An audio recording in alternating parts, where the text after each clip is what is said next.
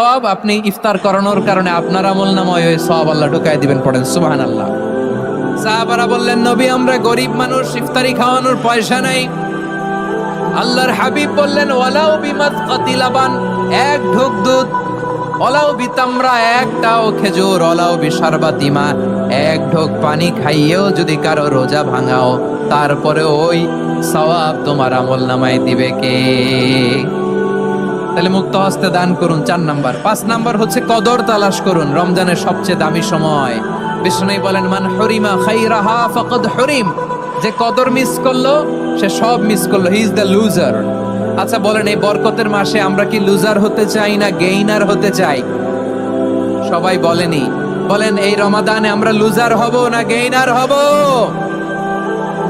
ইন্না أنزلناه في ليلة القدر وما أدراك ما ليلة القدر ليلة القدر خير من ألف شهر قرن الله أكبر লাইলাতুল কদরি খায়রুম মিন আলফি শাহর, 1000 মাসের চেয়েও সেরা। 1000 মাসে হয় 83 বছর 4 মাস।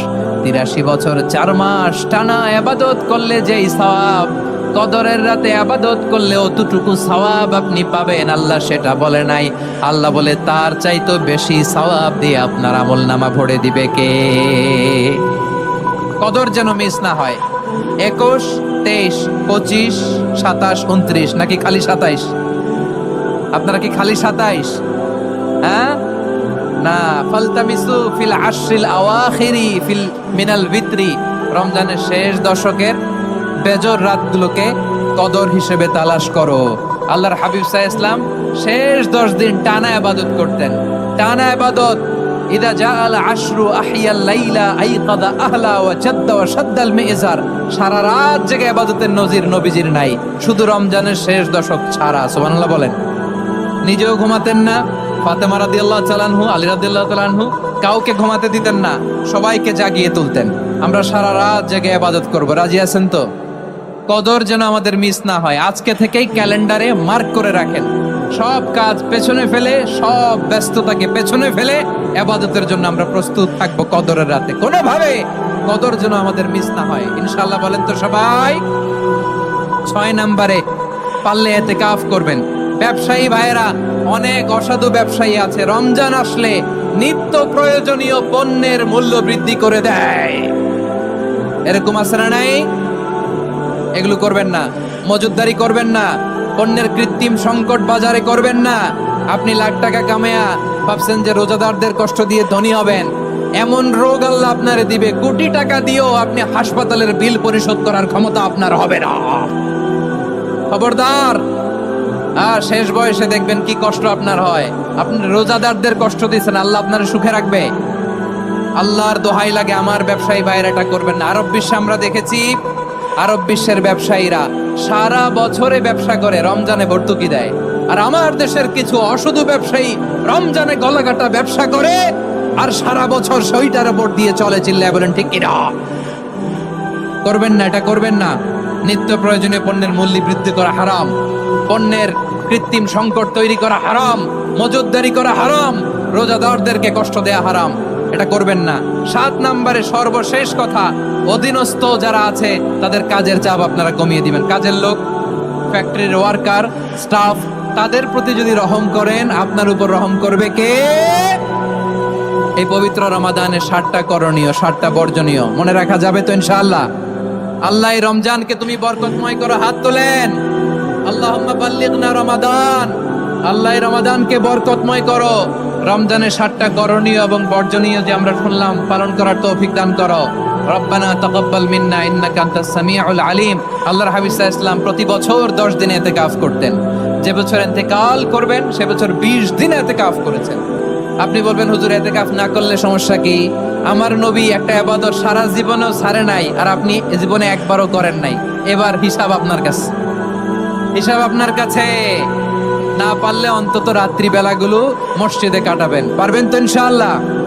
সব শেষে শিশু এবং নারীদের ব্যাপারে বিশেষ খেয়াল রাখবেন। শিশুদের রমাদানের ব্যাপারে উৎসাহ দেন, তাদের প্রস্তুতি নেওয়ান, তাদেরকে রোজা রাখতে দিবেন। আমার ভাইয়েরা এবং বোনেরা, পর্দার আড়ালে মায়েদেরকে বলবো, চাপাই নবাবগঞ্জের মায়েরা, একদিন 2 দিন না খেয়ে থাকলে আপনার ছেলে মেয়ে মারা যাবে না, ঠিক কিনা বলেন? ওদেরকে উৎসাহিত করেন, ওদের ছোট্ট যারা রাখতে দেন, বলেন যে বাবা সকাল থেকে দুপুর পর্যন্ত না খেয়ে থাকলে তোমার অর্ধেক রোজা, এরকম 2 দিন অর্ধেক মিলে তোমার 1 রোজা। এরকম আমি কত রোজা রাখছি ছোটবেলায়, কোনো হিসাবই নাই। আমার দাদি বলতো সকাল থেকে না খেয়ে দুপুর 12টা পর্যন্ত রাখলে নাকি অর্ধেক হয়, এরপরের দিন অর্ধেক, 2 অর্ধেক মিলে 1 রোজা। এটা তো আসলে রোজা হয় না, কিন্তু তাকে উৎসাহ দেয়া। ইফতার প্রোগ্রামগুলোতে নিবেন আমাদের বাচ্চাদেরকে, দেখবেন যে ওর ক্ষুধা লাগতেছে, খায় না, কারণ কেউ খায় না। একজন আজান দিচ্ছে, সবাই খেজুর নিয়ে ইফতার করতেছে। এই দৃশ্য, এই ট্র্যাডিশন, এই ইবাদত, এই তারবিয়া ওর আগামীর জীবনটাকে সুন্দর করবে। চিল্লায় বলেন ঠিক কিনা? এভাবে আগামীর প্রজন্মকে আমাদের গড়তে হবে। শিশুদের রোজার ব্যাপারে প্রস্তুতি নিন, উৎসাহ দিন। আর নারীদেরকে কষ্ট দিবেন না। সারা দিন পেঁয়াজু, আলুর চপ, বেগুনি, পাকোড়া, ছোলা, মুড়ি, শরবত, রুয়াবজা আছে না নাই, বানাতে বানাতে আমাদের বোনেরা কাহিল হয়ে যায়, আর তারা পড়তে পারে না, ইবাদত করতে পারে না। আমরা যেন আমাদের বোনদের প্রতি ইহসান করি। পারবেন তো সবাই?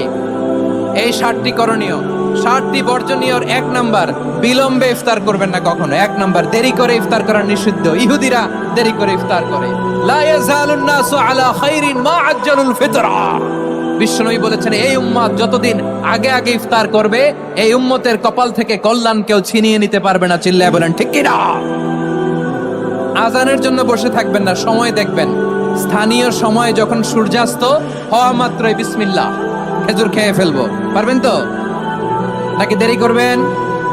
2 নাম্বার, রমাদানের পবিত্রতা বজায় রাখবো। কোনো তর্ক বিতর্ক অশ্লীলতায় আমরা জড়াবো না, ঝগড়া করবো না, সরাসরিও না, ফেসবুকেও না। করবেন কেউ গালি দিলে বলবেন ইন্নিমরুন সায়েম, আমি রোজাদার। আল্লাহর হাবিব শিখিয়েছেন, কেউ যদি তোমার গালি দেয়, কটু কথা বলে, অশ্লীল কথা বলে, রমজানে তুমিও বলতে পারবে না। তুমি বলতে পারবা ইন্নিমরুন সায়েম, আমি রোজাদার। আজকে থেকে নিয়ত করেন, রমজানে কেউ গালি দিলে আপনি একটা গালি দিবেন নাকি? কি বলবেন? রোজাদার, রমজানের পবিত্রতা আমি ভঙ্গ করতে পারবো না। অশ্লীল নাটক, সিনেমা আমরা দেখবো না। ব্যাড হ্যাবিট থাকলে রমাদানে এটা ছাড়ার মহা সুযোগ। স্মোকিং এর অভ্যাস আছে অনেকের, ঠিক কিনা? চাপাই নবাবগঞ্জে আপনারা স্মোকিং করেন? হ্যাঁ, না না আমরা করি না। বলেন করি না? করবেন না কেউ। যদি কারো থাকে, কে করে হাত তোলালাম না আমি। এই রমাদানে এই স্মোকিং হ্যাবিট থেকে আমরা বেরিয়ে আসবো, ঠিক কিনা বলেন? 3 নাম্বার, আমরা মিথ্যা বলবো না। বিশ্বনবী বলেন, মানলাম ইয়াদা কাওলা যুরি ওয়াল আমালা বিহি ফালাইসা লিল্লাহি হাজাতুন ফি আইয়াদা তাআমাহু ওয়া শারাবা। যে রমজানে মিথ্যা কথা, মিথ্যা কাজ, মিথ্যা সাক্ষী ছাড়তে পারে নাই, তার না খেয়ে থাকা, উপবাস থাকা দিয়ে আল্লাহর কিছু যায় আসে না। এজন্য মিথ্যার সাথে আমাদের কোনো সম্পর্ক আছে? মিথ্যা বলবো না। 4 নাম্বার, অপচয় করব না। ইন্নাল মুবাদদিরিনা কানু ইখওয়ানা শায়াতিন ওয়া কানা শাইতানু লিরাব্বিহি কাফুরা। অপচয়কারী শয়তানের ভাই। আচ্ছা, যে শয়তানের ভাই ও নিজেও আরেকটা কি? শয়তান। যে শয়তানের ভাই ও নিজেও আরেকটা কি? অপচয় করব না। ইফতারি করতে যে আমরা অনেকে অপচয় করি, এগুলো করবেন আপনারা না। অপচয় করব না। 5 নাম্বারে, রিয়া, লোক দেখানো ইবাদত আমরা করব না। লোক দেখানোর জন্য নামাজ, রোজা, জিকির, তেলাওয়াত, দান, সদকা এগুলো করলে আল্লাহর দরবারে এগুলো কবুল হবে? বিশ্বনবী বলেন, দাজ্জালের ফিতনার চেয়ে একটা বড় ফিতনার ভয় আমি করি। সেটা কি? আর রিয়া, শো অফ মেন্টালিটি, লোক দেখানো মানসিকতা। এটা থেকে আমরা বিরত থাকবো ইনশাআল্লাহ। 6 নাম্বার, অনেক গুরুত্বপূর্ণ। ব্যবসায়ী ভাইয়েরা, ব্যবসা করেন কারা কারা? হাত তুলে দেখান তো আমারে। মাশাআল্লাহ, হাত নামান। রমাদান নাম শুনলেই মুমিন হৃদয়ে বয়ে যায় প্রশান্তির ফল্গু ধারা, ঠিক কিনা? একটা আনন্দ, একটা উচ্ছ্বাস আমাদের হৃদয়ের মধ্যে চলে আসে। রমাদান সাইয়্যিদুশ শুহুর, 12 মাসের মধ্যে সবচাইতে শ্রেষ্ঠতম মাস রমাদান আল মুবারক আসছে। আত্মশুদ্ধির মাস, আত্মসংশোধনের মাস, শুদ্ধাচারের মাস, নিজেকে আলোকিত করবার মাস, ঠিক কিনা বলেন? এই রমাদানুল মুবারকে আমাদের কি করণীয়, কি বর্জনীয়, what to do and what not to do, এই টপিকসের উপর কিছু কথা আপনাদের সামনে উপস্থাপন করব ইনশাআল্লাহ। ওমা তাওফীকি ইল্লা বিল্লাহ। আমার প্রিয় ভাইয়েরা, আমি আমার খুতবার শুরুতে সূরা বাকারার 185 নম্বর আয়াত তেলাওয়াত করেছি, যেখানে আল্লাহ তাআলা কোন মাসে কোরআন আল কারীমকে, মহাবিশ্বের মহাবিশ্বয় কোরআন আল কারীমকে এই পৃথিবীতে নাজিল করেছেন সেটা আমাদেরকে জানিয়েছেন। আল্লাহ তাআলা ইরশাদ করছেন, শাহরু রমাদান আল্লাযী উনজিলা ফীহিল কুরআনু হুদাল লিন-নাস ওয়া বাইনাতিম মিনাল হুদা ওয়াল ফুরকান। আল্লাহ বলেন, রমাদান এমন একটা মাস যে মাসে কোরআন নাজিল করা হয়েছে, আর এই কোরআন হচ্ছে বিশ্ব মানবের জন্য পথ নির্দেশিকা, হেদায়েতের সুস্পষ্ট বর্ণনা এবং সত্য মিথ্যা পৃথক করার আসমানি মানদণ্ড রূপে জামিনে আমাদের জন্য কোরআন নাজিল করেছে কে? আওয়াজ করে বলেন তো, আল্লাহর নাজিল করা এই কোরআনে কোনো ভুল আছে? সবাই বলেন নাই। সবাই বললে এতটুকু আওয়াজ হয় আমি বিশ্বাস করি না। গলা ছেড়ে দিয়ে বলেন, আল্লাহর নাজিল করা এই সর্বশেষ আসমানি কিতাব আল কোরআনে কোনো ভুল আছে? সন্দেহ আছে? সংশয় আছে? বিয়ন্ডলেস, বাউন্ডলেস, বটমলেস এমন কিতাব যেটা পড়ে গবেষণা করে এর তথ্য, উপাত্ত, ইনফরমেশন, লেসন নিয়ে শেষ করা যায় না। সুবহানাল্লাহ। আল্লাহ বলেন, এই কোরআনকে আমি রমাদানে নাজিল করেছি, যেটা বিশ্ব মানবের জন্য পথ নির্দেশিকা। এতে আছে হেদায়েতের সুস্পষ্ট বর্ণনা আর সত্য মিথ্যা পার্থক্য করার মানদণ্ড, কোনটা সত্য কোনটা মিথ্যা এটা কোরআন দিয়ে ডিফারেন্সিয়েট করা যায়। কোরআন হচ্ছে ফুরকান, to differentiate between right and wrong. কোনটা সত্য, কোনটা মিথ্যা, কোনটা ভুল, কোনটা নির্ভুল, এটা কোরআন দিয়ে যাচাই করা যায়। চিল্লায় বলেন ঠিক কিনা? এজন্য এই কোরআন দিয়ে আমাদের জীবন সাজাতে হবে। কোরআন দিয়ে জীবন না সাজালে জীবন আলোকিত হয় না। কোরআন দিয়ে পরিবার না সাজালে পরিবার আলোকিত হয় না। কোরআন দিয়ে সমাজ না সাজালে সমাজটা শান্তিময় হয় না। শুধু দুর্নীতি দমন কমিশন দিয়ে দুর্নীতি বন্ধ করা যায় না। কোরআনের আইন বাস্তবায়ন করা ছাড়া এই সমাজ থেকে দুর্নীতি বন্ধ করা যাবে না। চিল্লায় বলো ঠিক কিনা? আমার প্রিয় ভাইরা, এই কোরআন নাজিল হয়েছে রমাদান আল মুবারক, এই বরকতময় মাসে। তাই আমাদের উচিত এই মাসে আসন্ন যে রমাদান আল মুবারক, এই রমাদানে কোরআনের সাথে নিজেদের সম্পর্ককে বাড়ানো। আমার প্রিয় চাঁপাইনবাবগঞ্জের ভাইয়েরা, আমরা কি আসন্ন রমাদানে কোরআনের সাথে আমাদের অ্যাটাচমেন্ট, সম্পর্ক বাড়াতে চাই? চান সবাই? আপনি কি জানেন কোরআন নিয়ে কোন ফেরেশতা পৃথিবীতে এসেছিল? জানেন? ফেরেশতার নাম কি বলেন তো? জিবরিল আলাইহিস সালাম। একটু খেয়াল করে শুনেন, কান দুটো খরগোশের কানের মতো খাড়া করে আমার দিকে তাকান। সাইয়েদনা জিবরিল কোরআন নিয়ে এসেছেন, ফলে উনি হয়েছেন শ্রেষ্ঠ ফেরেশতা। বিশ্ব নবীর উপর কোরআন নাজিল হয়েছে, তাই তিনি হয়েছেন শ্রেষ্ঠ নবী। রমাদানে কোরআন নাজিল হয়েছে, তাই রমাদান হয়েছে শ্রেষ্ঠ মাস। কদরের রাতে কোরআন নাজিল হয়েছে, তাই কদর হয়েছে শ্রেষ্ঠ রাত। আমরাও যদি কোরআনের সাথে সম্পর্ক বাড়াই, আমাদের মর্যাদাও এরকম, আমাদেরকেও শ্রেষ্ঠ মানুষ বানায় দিবে কে? এজন্য কোরআনের সাথে সম্পর্ক বাড়াইতে রাজি আছেন তো? যারাই কোরআনের সাথে সম্পর্ক বাড়ায় এদের মর্যাদা বাড়ায় দেয় কে? দেখবেন আমাদের হাফেজে কোরআন, তারা ইন্টারন্যাশনাল কোরআন কম্পিটিশনে যে গোটা বিশ্বকে পেছনে ফেলে প্রথম পুরস্কার নিয়ে আস। এত ছোট ছোট বাচ্চা, ও সমাজ বোঝে না, রাজনীতি বোঝে না, টাকা পয়সা বোঝে না, কিচ্ছু বোঝে না, কিন্তু গোটা বিশ্বে ওকে সম্মানের চেয়ারে আসীন করেছে কে? এই কোরআনের সাথে লাগলে আল্লাহ তাআলা সম্মান বাড়িয়ে দেয়। আমার প্রিয় ভাইয়েরা, আসুন আমরা আলোচনার শুরুতেই শপথ নেই যে আসন্ন রমাদানে আমরা কোরআনের সাথে নিজেদের সম্পর্ককে মজবুত করব ইনশাআল্লাহ। সবাই বলুন ইনশাআল্লাহ। শাবান মাস আসলে, রজব মাস আসলে সাহাবারা কি করতেন আসুন আমরা দেখি কিভাবে তারা রমাদানকে ওয়েলকাম জানাতেন। রজব শাবান আসলেই ওনারা রমাদান পর্যন্ত পৌঁছার আকুতি, আগ্রহ আর ফরিয়াদ আল্লাহর কাছে জানাতেন আর বলতেন, ইয়া আল্লাহ, রমজান পর্যন্ত আমাদের হায়াত বাড়িয়ে দাও। আল্লাহুম্মা বাল্লিগনা রমাদান। আল্লাহ তুমি রমজান পর্যন্ত আমাদের পৌঁছে দাও। আল্লাহুম্মা বারিক লানা ফি রজব ওয়া শাবান ওয়া বাল্লিগনা রমাদান। আল্লাহ রজব শাবানে বরকত দাও, আল্লাহ রমজান পর্যন্ত তুমি আমাদেরকে পৌঁছে দাও। আওয়াজ করে পড়ে না আমিন। আমার প্রিয় চাঁপাইনবাবগঞ্জের ভাইরা, গত বছর অনেকের সাথে আমরা একসাথে রমাদান কাটিয়েছি, তাদের অনেকে দুনিয়াতে এখন বেঁচে নাই, এরকম আছে না নাই? এই যে আরো 7 দিন বাকি রমাদান আসতে, এই 7 দিন পর্যন্ত আমরা রমাদান পাবো, কোনো গ্যারান্টি আছে? আচ্ছা, এই বছর যদি খুশনসিব হয় আমাদের, আমরা যদি পাই, আগামী বছরও যে রমাদান আমরা পাবো, কোনো গ্যারান্টি আছে?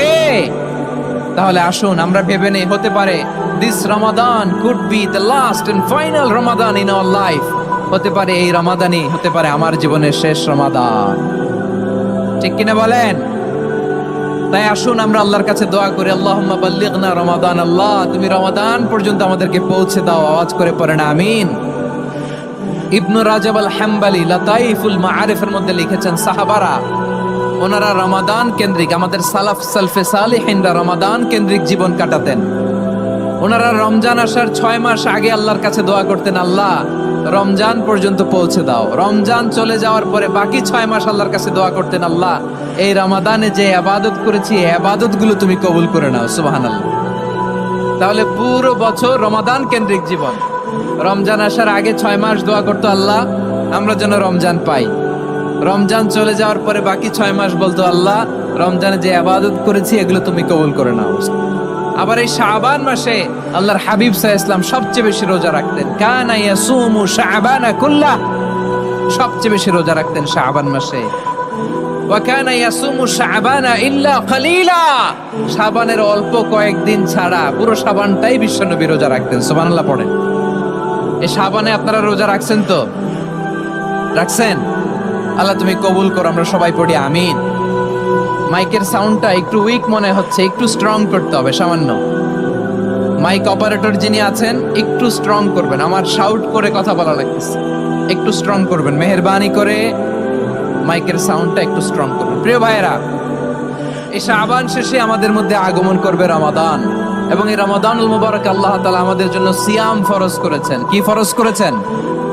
তিনি সূরাতুল বাকারার 183 নম্বর আয়াতে ইরশাদ করছেন, রাব্বুল আলামিন বলেন, ইয়া আইয়ুহাল্লাযীনা আমানু কুতিবা আলাইকুমুস সিয়ামু কামা কুতিবা আলাল্লাযীনা মিন ক্বাবলিকুম লাআল্লাকুম তাত্তাকুন। আল্লাহ বলেন, ও বিশ্বাসীরা শোনো শোনো, তোমাদের জন্য সিয়ামকে ফরজ করা হয়েছে, ঠিক যেমন ভাবে তোমাদের পূর্ববর্তী উম্মতদের উপরও সিয়ামকে ফরজ করা হয়েছিল, লাআল্লাকুম তাত্তাকুন, যাতে করে তোমরা সবাই মুত্তাকি হতে পারো। সুবহানাল্লাহ বলেন, যাতে করে তোমরা আল্লাহ সচেতন হতে পারো। তাহলে সিয়ামকে, এই সামনে যে রমাদান আসতেছে আমার প্রিয় ভাইয়েরা, এই পুরো রমাদান ব্যাপী সিয়াম সাধন করা, সিয়াম পালন করাকে আমাদের জন্য ফরজ করে দিয়েছে কে? রমাদানের রোজা রাখার নফল নাকি? রমাদানে সিয়াম পালন করা কি নফল? সুন্নাত? তাহলে কি ফরজ? আওয়াজ করে বলেন, রমাদানের রোজা রাখা কি ফরজ? এটা শুধু আমাদের উপরই ফরজ না, আমাদের আগে যত জাতিগোষ্ঠী পৃথিবীতে এসছে সবার উপরে সিয়াম পালনকে ফরজ করেছে কে? সবার উপরে আল্লাহ তাআলা সিয়াম পালনকে ফরজ করেছিলেন। তবে ধরনটা ভিন্ন ছিল, এক এক জাতিগোষ্ঠীর জন্য এক এক ধরনের ছিল। আমাদের জন্য সিয়াম ফরজ টানা 1 মাস 30 দিন বা 29 দিন। কোন কোন উম্মতের উপর 30 দিন না, মাত্র 3টা রোজা ফরজ ছিল। কয়টা? আওয়াজ করে বলেন। আপনাদের কি মনোযোগ আছে না গেছে? মনোযোগ আছে? তাকবীর পড়েন তো, লিল্লাহে তাকবীর। আমাদের 1 মাস সিয়াম ফরজ। পূর্ববর্তী অনেক উম্মতের উপর 1 মাস ছিল না, 3টা ফরজ ছিল। কয়টা? প্রতি মাসের 13, 14, 15 ফরজ ছিল তাদের জন্য। কারো জন্য শুধু একটা, আশুরার রোজা। কোন কোন উম্মতের জন্য 10টা। কোন কোন উম্মতের জন্য রোজা ফরজ ছিল মৌনতার রোজা, আরবিতে বলে সওমুল ইনসাত, মানে সারাদিন খেতে পারবে, পান করতে পারবে, স্ত্রীর সাথে মেলামেশা করতে পারবে, কিন্তু কথা বলতে পারবে না। কথা বললেই তাদের রোজা ভেঙে যেতে। পড়েন সুবহানাল্লাহ। কি অদ্ভুত ব্যাপার! মৌন সম্মতির রোজা। যেমনটি সাইয়্যিদাতুনা মারিয়াম আলাইহিস সালাম বলেছেন, ইন্নী নাযারতু লির-রাহমানি সাওমা ফালান উকাল্লিমাল ইয়াওমা ইনসিয়্যা। তিনি বলেছেন, আজকে আমি রহমানের জন্য মানে আল্লাহর জন্য রোজা মানত করেছি, আজকে আমি কারোর সাথে কথা বলতে পারবো না। তো রোজা রাখলে কথা বলতে পারবে না কেন? কারণ ওই শরীয়তে রোজার বিধান ছিল সকাল থেকে সন্ধ্যা খেতে পারবেন, পান করতে পারবেন, কিন্তু কথা বলতে পারবেন না। কথা বললে রোজা ভেঙে যেত। সুবহানাল্লাহ বলেন। তাহলে সব জাতিগোষ্ঠীর উপরে রোজা ফরজ ছিল, কিন্তু ধরনটা ভিন্ন ছিল। মজার ব্যাপার হচ্ছে, আপনি বর্তমানেও বিভিন্ন ধর্মের দিকে তাকান, বৌদ্ধ ধর্ম, হিন্দু ধর্ম, খ্রিস্ট ধর্ম, তাদের মধ্যেও রোজা আছে। ইংরেজরা, খ্রিস্টানরা এটাকে বলে ফাস্টিং। কি বলে? ফাস্টিং। আমাদের হিন্দু ভাইয়েরা বলে উপবাস। তারা কি বলে? উপবাস। আবার এখন আন্দোলনেরও একটা মাধ্যম হয়েছে এটা, না খেয়ে থাকা। এটারে বলে অনশন। এটারে কি বলে?